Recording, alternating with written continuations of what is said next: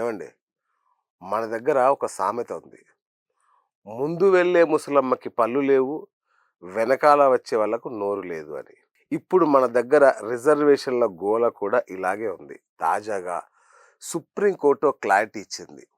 మతం మారారా అయితే మీ ఎస్సీ హోదా ఊడినట్లే అని తేల్చి చెప్పింది. అంటే దేవుడిని మార్చుకోవచ్చు కానీ సర్టిఫికెట్ని మాత్రం పాతదే పట్టుకు వేలాడతా అంటే కుదరదు బాబు అని సుప్రీంకోర్టు మొట్టికాయ వేసింది. విషయం ఏంటంటే, కొంతమందికి దేవుడు కావాలి, అలాగే పాత క్యాస్ట్ బెనిఫిట్స్ కూడా కావాలి.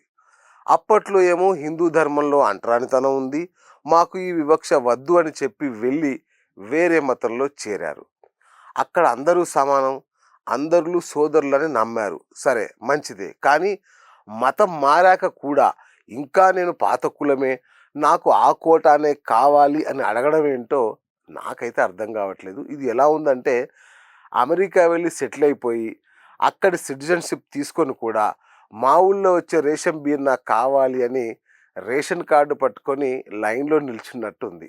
సుప్రీంకోర్టు ఏమంటుందంటే మీరు ఏ మతంలో అయితే సమానత్వం ఉంటుందని వెళ్ళారో అక్కడ మీరు సమానలే కదా, మరి ఇక వెనుకబడిన అనే ట్యాగ్ ఎందుకు? ఒకవేళ అక్కడ కూడా వివక్ష ఉంటే మరి మీరు మతం ఎందుకు మారినట్టు? కేవలం ప్రార్థనలు మార్చుకోవడానికా లేక ప్యాకేజీల కోసమా? ఇక్కడ లాజిక్ ఏంటంటే, మీరు షర్టు మార్చుకోవచ్చు కానీ లోపల ఉన్న జేబులో పాత చిల్లర అలాగే ఉండాలి అంటే చట్టం ఒప్పుకోదు. భక్తి అనేది మనసుకు సంబంధించింది కానీ బెనిఫిట్ అనేది వాస్తవానికి సంబంధించింది. చూడండి భయ్యా, దేవుడి దగ్గర భక్తి ఉండాలి కానీ భక్తిలో కూడా రిజర్వేషన్ వెతుక్కోవడం ఏంటో.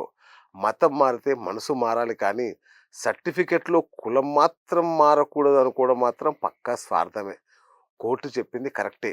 ఏదో ఒకటి తేల్చుకోండి, దేవుడా లేక రిజర్వేషనా? రెండు పడవల మీద కాళ్ళు పెడితే ఏం జరుగుతుందో తెలుసుగా. ఇది ఇవాల్టి సంగతి. మీరేమంటారో కామెంట్ చేయండి.